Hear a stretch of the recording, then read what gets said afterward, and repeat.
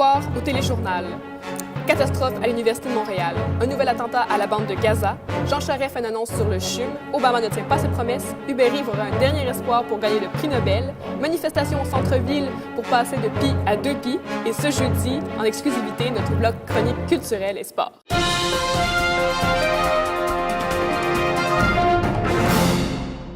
Bonsoir, mesdames et messieurs, et bienvenue à cette édition du 25 mars 2010 du téléjournal de fin de soirée. On commence en force avec une nouvelle sur un professeur de l'Université de Montréal, Sjoerd Roorda, qui aurait confondu deux statistiques, celles de Fermi-Dirac et de Bose-Einstein. La catastrophe est terrible et on rejoint Philippe Grotta pour plus de détails sur cette information. C'est vers 10h15 ce matin que la catastrophe a eu lieu. Alors que les étudiants du département de physique mouraient pour la 15e fois cette session, bref que tout se passait normalement, un professeur qui travaillait sur recherche dans le bunker a tenté de mettre deux fermions dans le même état en confondant ainsi les statistiques de Bose-Einstein avec celles de Fermi-Dirac. L'énergie emmagasinée dans le système aurait été tellement grande que tout le béton, plomb et paraffine du bunker aurait cédé. La présence de matières hautement radioactives aurait créé une catastrophe nucléaire. Le professeur serait réputé par les étudiants pour confondre certaines lois ou concepts théoriques. La communauté internationale entière a réagi. Des professeurs de sciences américains auraient menacé le recteur de l'université d'une poursuite pour crime contre l'humanité si le département de physique n'était pas excommunié et déclaré hérétique. Ben Laden a aussi réagi sous forme d'un bref communiqué vidéo.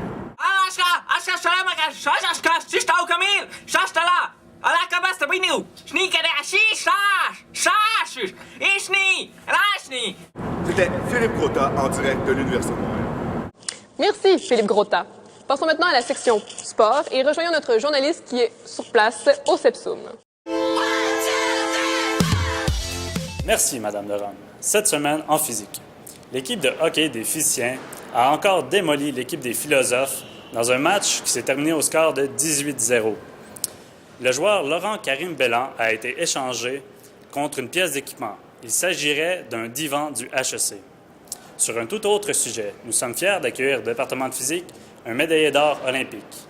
Le joueur Alexis Morin-Duchesne a remporté la médaille d'or dans la discipline du curling masculin. Félicitations, Alexis.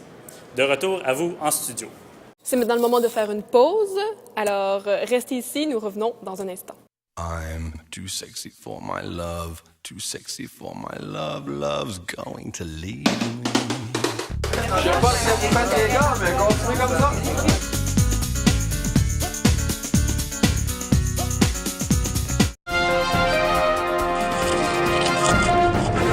C'est maintenant l'heure de notre bloc culturel. Bonjour Laura, qu'est-ce que les Montréalais pourront se mettre sous la dent cette semaine? Bonjour. En fait, je suis présentement en direct du concours annuel de court-métrage amateur des étudiants de physique de l'Université de Montréal, communément appelé le Kakuma des Poudelles. Et je suis présentement avec le producteur qui a raflé tous les prix ce soir. Et oui, je parle bien de Nicolas Gauthier. J'imagine que vous êtes fiers. Oui, assez fier. Alors, la question que tout le monde se pose, qui portez-vous ce soir? Ben, qu'est-ce qui vous habille, là? Ben là, c'est quoi cette question niaiseuse-là? Je m'habille moi-même, maudite folle. Est-ce que tu connes? Non, mais est-ce que tu? Alors, petit truc pour le tapis rouge. Si vous portez du noir, évitez de porter du brun, évidemment.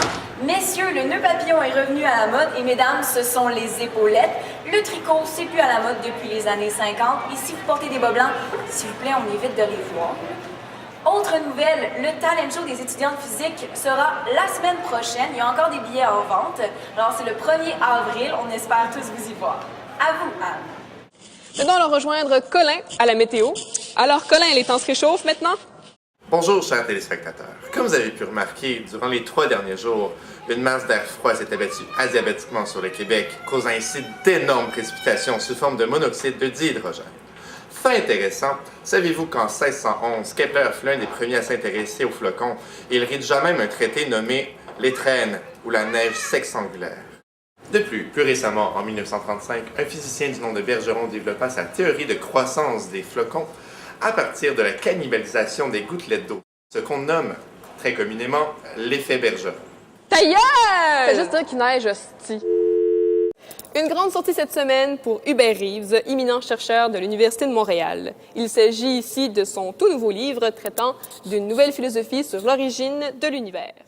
Aspirant Nobel, on l'espère. Un grand reportage en primeur.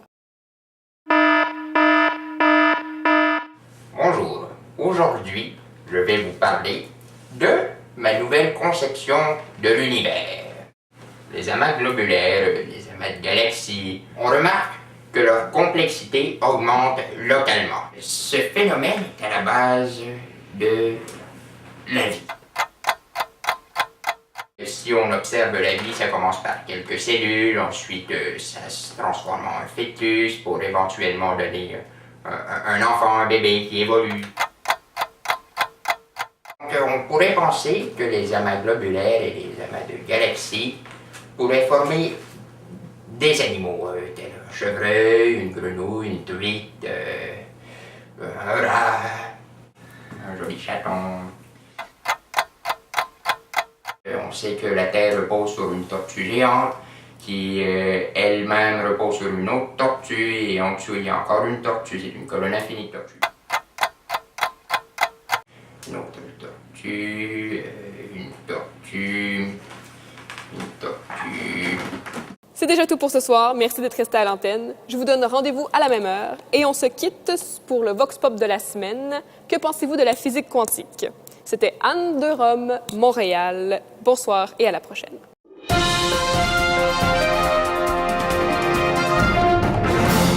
Ah, non, mais pour vrai, la mécanique quantique, c'est chaud, ça coûte un peu cher, hein? Malade. Ben, dans le fond, c'est se faire chier pour le fun. C'est un bon sujet pour donner un cours. Indispensable. Mécanique quantique, c'est n'importe quoi. Allez-vous-en, vous n'avez rien à savoir. J'ai rien compris. On peut pas s'en passer, mais on sait pas qui a commandé ça. C'est le fait que on sait que Grégory Richard bouge, mais on sait pas il est où.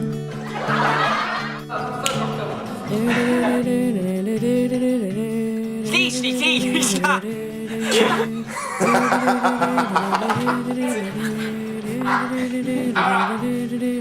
C'est comme un sapin, mais pas de robe. C'est totalement un autre concept.